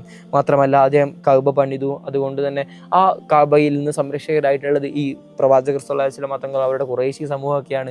ഈ പല കാരണങ്ങളാൽ കൊണ്ടാണ് പ്രവാചകർ സ്വല്ലല്ലാഹു അലൈഹി വസല്ലം തങ്ങളുടെ ജീവിത പരിസരവും ജീവിത സാഹചര്യവും ഒക്കെ വെച്ചുകൊണ്ടാണ് ഈ പ്രവാചകന്മാരെ തിരഞ്ഞെടുത്തിട്ട് ഈ ആകാശങ്ങളിൽ അവരുടെ സ്വീകരണത്തിന് വേണ്ടിയിട്ട് പ്രവാചകൻ സ്വല്ലല്ലാഹു അലൈഹി വസല്ലം തങ്ങളുമായിട്ടുള്ള കൂടിക്കാഴ്ചയ്ക്ക് അള്ളാഹു വഴിയൊരുക്കുന്നത് എന്ന് നമുക്ക് ഈ അവസരത്തിലൂടെ പറഞ്ഞു വെക്കാം. ഈ ഒരു സംഭവമായി കൊണ്ട് മറ്റൊരു പ്രധാനപ്പെട്ട സംഭവം, ഈ എല്ലാ പ്രവാചകന്മാരോടും നേരിട്ട് കണ്ട പ്രവാചകന്മാരോടൊക്കെ പ്രവാചകർ സ്വല്ലല്ലാഹു അലൈഹി വസല്ലം തങ്ങൾ ഖിയാമത്ത് നാളിനെ പറ്റിയിട്ട് ചോദിക്കുന്നുണ്ട്. ആർക്കും വലിയ അറിവൊന്നും അതിനെപ്പറ്റി ഇല്ലായിരുന്നു. പക്ഷേ ഈസാ നബി അലൈഹി സ്വലാം ഇതിന് ചില തെളിവുകളൊക്കെ അല്ലെങ്കിൽ ചില അടയാളങ്ങളൊക്കെ പ്രവാചകർ സ്വല്ലല്ലാഹു അലൈഹി വസല്ലം തങ്ങൾക്ക് പറഞ്ഞു കൊടുക്കുന്നുണ്ട്. ഈ ഖിയാമത്ത് നാൾ ആഗതമാകുമ്പോഴേക്കും ഞാൻ നിങ്ങളുടെ ഉമ്മത്തിലേക്ക് ഇറങ്ങി വരും. ഈസാ നബി അലൈഹി സ്വലാമിൻ്റെ ആഗമനം മാത്രമല്ല, അന്ന് നിലനിൽക്കുന്ന ദജ്ജാലിനെ ഞാൻ കൊല്ലും. അവസാനിക്കുന്നില്ല, ശേഷമുണ്ടായിരുന്ന യജൂജ് മഅജൂജിനെ ഞാൻ വധിക്കുകയും ഒക്കെ ചെയ്യും എന്ന് അവിടെ വെച്ച് പറയുന്നുണ്ട്. എന്താണ് ദജ്ജാലെന്നും ദജ്ജാലിനെ കാണുന്ന തമീം ദാരി റളിയല്ലാഹു അൻഹുവിൻ്റെ ജീവിത സാഹചര്യമൊക്കെ നമ്മൾ പറഞ്ഞുകൊണ്ട് നമ്മൾ ചെയ്ത ഒരു വീഡിയോ ഒക്കെ നമ്മുടെ ചാനലിൽ കിടക്കുന്നുണ്ട്. യജൂജ് മഅജൂജിനെ പറ്റി പറയുന്ന അസ്ഹാബുൽ കഹ്ഫിൻ്റെ വീഡിയോ നമ്മുടെ ചാനലിലുണ്ട്. അതിൻ്റെ വിശദീകരണങ്ങളൊക്കെ ആവശ്യമുള്ളവർ ആ വീഡിയോ കൂടെയൊക്കെ റെഫർ ചെയ്യാം. അങ്ങനെ യജൂജ് മഅജൂജ് വരികയും അവരെ കൊല്ലുകയും ആ ശേഷം ഭൂമിയിൽ അവരുടെ മൃതശരീരങ്ങൾ ഇങ്ങനെ അലഞ്ഞ് കിടക്കുകയായിരിക്കും, ദുർഗന്ധം വഴിമിക്കുകയായിരിക്കും.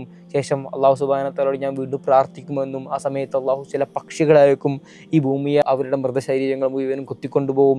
ശേഷം എല്ലാം കൂട്ടിയിട്ടിട്ട് അതിനെ ശുദ്ധീകരിക്കും, വീണ്ടും മഴ പെയ്യും എന്നൊക്കെ പറഞ്ഞുകൊണ്ടുള്ള ഖിയാമത്ത് നാളിൻ്റെ അടയാളങ്ങളൊക്കെ ഈ വേളയിലാണ് ഈസാ നബി അലൈഹിസ്സലാം പറഞ്ഞു കൊടുക്കുന്നത് എന്നും ചില ഗ്രന്ഥങ്ങളിൽ നമുക്ക് വായിച്ചെടുക്കാൻ സാധിക്കും. ശേഷം പ്രവാചകർ സ്വല്ലല്ലാഹു അലൈഹി വസല്ലം തങ്ങൾ ഈ ഏഴാനാകാശത്ത് കടന്നിട്ട് പിന്നീട് പോകുന്നത് സിദ്റത്തുൽ മുൻതഹയിലേക്കാണ്. എന്താണ് സിദ്റത്തുൽ മുൻതഹ? അത് കേവലം ഒരു മരമാണ്. സിദ്റത്തുൽ മുൻതഹ എന്ന വാക്കിൻ്റെ തന്നെ അർത്ഥം ഒരു എഡ്ജ് എന്നാണ്.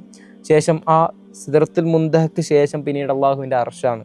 അത് അതിൻ്റെ എഡ്ജിൽ നിൽക്കുക. അതിൻ്റെ വേര് ആറാനാകാശത്തും അതിൻ്റെ ചില്ലകളും പടർപ്പുകളൊക്കെ ഏഴാനാകാശത്ത് പരന്നു കിടക്കുന്ന തരത്തിൽ അത്രയും വലിയൊരു മരമാണ് സിദ്റത്തുൽ മുൻതഹ എന്നറിയപ്പെടുന്നത്. അത്രയും വലിപ്പമുള്ള മരമാണ്. മാത്രമല്ല അതിലെ ഫലങ്ങൾ ഹജറിലെ ഭരണികൾ പോലെ എന്നാണ് പ്രവാചകർ സ്വല്ലല്ലാഹു അലൈഹി വസല്ലം തങ്ങൾ സ്വഹാബത്തിന് പരിചയപ്പെടുത്തി കൊടുക്കുന്നത്. അത് അവർക്ക് സുപരിചിതമായ ഉപമകളാണ്. ഹജറിലെ ഭരണികൾ എന്നാൽ ഹജറിൽ കുടിവെള്ളക്ഷാമം ഉണ്ടായിരുന്നു, അവർ വെള്ളം സൂക്ഷിക്കാൻ വേണ്ടിയിട്ട് ഉപയോഗിച്ചിരുന്ന ഭരണികളാണത്. ഒരു മനുഷ്യൻ്റെ അത്രയും വലിപ്പമുള്ള ഭരണികൾ. ആ ഒരു ഭരണികളുമായിട്ടാണ് പ്രവാചകർ സ്വല്ലല്ലാഹു അലൈഹി വസല്ലം തങ്ങൾ സിദ്റത്തുൽ മുൻതഹയിലെ ഫലങ്ങളെ സൂചിപ്പിക്കുന്നത്.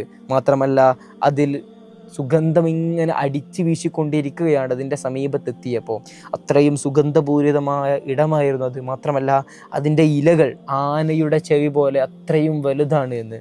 അവിടെ നമ്മൾ അടിവരയിട്ട് വായിക്കേണ്ട ഒരു കാര്യം, പ്രവാചകർ സ്വല്ലല്ലാഹു അലൈഹി വസല്ലം തങ്ങളുടെ ജീവിതത്തിൽ ഒരിക്കൽ പോലും ഒരു ആനയെ കണ്ടിട്ടില്ല. എങ്കിൽ കൂടെ പ്രവാചകർ സ്വല്ലല്ലാഹു അലൈഹി വസല്ലം തങ്ങൾ ഈ ആനയുടെ ചെവി പോലെ എന്നാണ് ഈ സിദ്റത്തുൽ മുൻതഹയുടെ ഇലയെ വിശേഷിപ്പിക്കുന്നത്.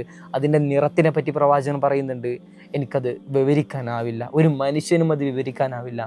അത്രത്തോളം വിവരണാതീതമായ അത്രയും മനോഹരമായ നിറങ്ങളാണ് ആ സിദ്റത്തുൽ മുൻതഹക്കുള്ളത്. പ്രവാചകർ സ്വല്ലല്ലാഹു അലൈഹി വസല്ലം തങ്ങൾ അതിൻ്റെ ഫലങ്ങളെയും ഇലകളെയൊക്കെ പറ്റി പറയുന്നുണ്ട്. പക്ഷേ അതിൻ്റെ നിറത്തിൻ്റെ കാര്യത്തിലേക്ക് എത്തിയപ്പോൾ നമുക്ക് ഭൂമിയിൽ നിന്ന് നമുക്ക് ലഭ്യമാവാത്ത, നമ്മുടെ വിവരണങ്ങൾക്കൊക്കെ അപ്പുറത്തുള്ള അതിമനോഹരമായ നിറമാണ് ആ സിദ്റത്തുൽ മുൻതഹക്കുള്ളത് എന്നാണ് പ്രവാചകർ സ്വല്ലല്ലാഹു അലൈഹി വസല്ലം തങ്ങൾ പറയുന്നത്. മാത്രമല്ല അതിൽ സ്വർണ്ണ നിറത്തിലുള്ള സ്വർണ്ണത്താലുള്ള ചിത്രശലഭങ്ങൾ ഇങ്ങനെ ആ മരത്തിന് ചുറ്റും പാറിക്കളിക്കുന്നുണ്ട് എന്നുകൂടെ പ്രവാചകർ സ്വല്ലല്ലാഹു അലൈഹി വസല്ലം തങ്ങൾ ആ അവസരത്തിൽ പറഞ്ഞു വെക്കുന്നുണ്ട്. ശേഷം ജിബ്രീൽ അലൈഹിസ്സലാമിനെ പ്രവാചകർ സ്വല്ലല്ലാഹു അലൈഹി വസല്ലം തങ്ങൾ അവിടെ വെച്ചുകൊണ്ട് ജിബ്രീലിൻ്റെ തനത് സ്വരൂപത്തിൽ കാണുകയാണ്.